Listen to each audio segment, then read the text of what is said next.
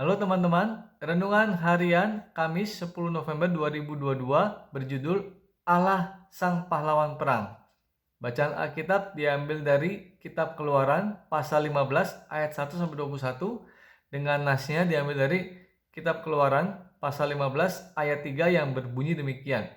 Tuhan itu pahlawan perang, Tuhan itulah namanya. Kisah penenggelaman besar-besaran yang Allah perbuat terhadap Firaun dan segenap pasukan kereta berkudanya di Laut Tebrau menjadi salah satu kisah paling luar biasa yang tercatat dalam Alkitab. Kita pun tentunya sudah tidak asing dengan cerita itu, karena sejak sekolah minggu sudah kerap mendengarnya.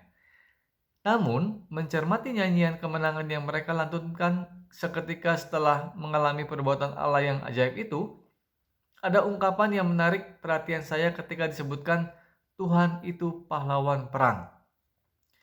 Tak berlebihan rasanya jika sebutan pahlawan perang itu muncul, melihat betapa luar biasanya pengalaman bangsa Israel yang bermula dari tersibaknya air laut dan menyisakan bagian yang kering untuk dilalui bangsa Israel. Setelah itu, mereka melihat secara langsung air laut kembali dan menenggelamkan Firaun dan pasukannya tanpa ada satupun yang selamat.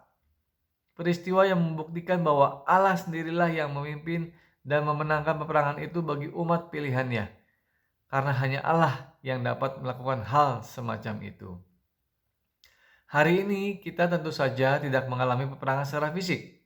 Tetapi dalam hidup ini ada banyak perang yang perlu dimenangkan, baik atas penyakit, masalah yang dapat mengancam nyawa, atau pergumulan yang akan mendatangkan dampak fatal jika gagal kita menangkan.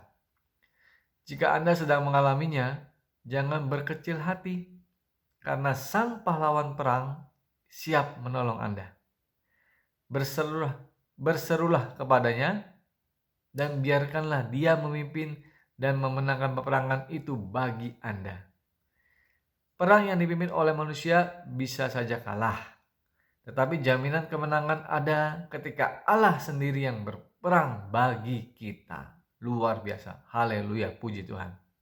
Semoga teman-teman juga merasakan hal yang sama, mendapatkan penguatan dengan sungguh-sungguh belajar, mendengarkan renungan ini, dan mengamalkannya di dalam kehidupan sehari-hari.